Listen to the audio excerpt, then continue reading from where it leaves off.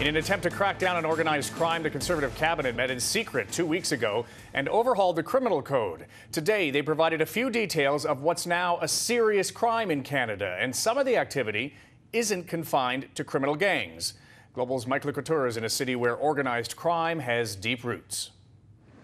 The body of reputed mafia member Agostino Quintero lies under a sheet just steps outside of his business.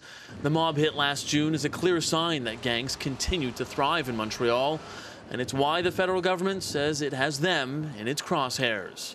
Law enforcement agencies telling me that the laws in place are just not adequate to cover the type of activity that they were seeing. The changes will bring stiffer sentences and broaden the definition of what's considered a serious offense to include illegal gambling, specific prostitution, and drug-related crimes, essentially the ones that make the most money for crime syndicates.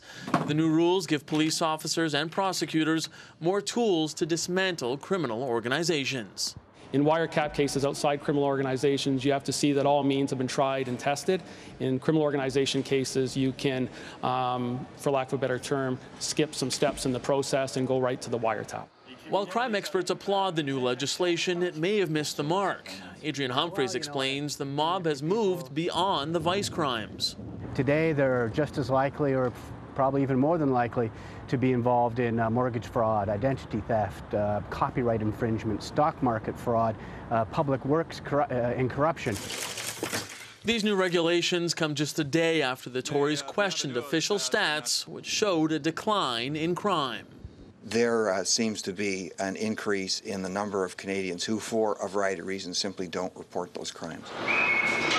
With the Tories planning on spending $10 billion on new prisons, opposition MPs think the money is better spent elsewhere.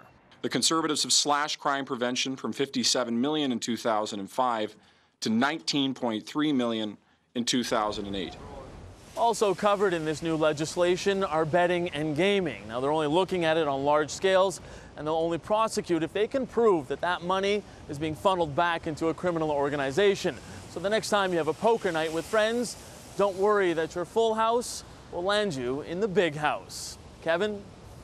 All right, Mike, thanks very much.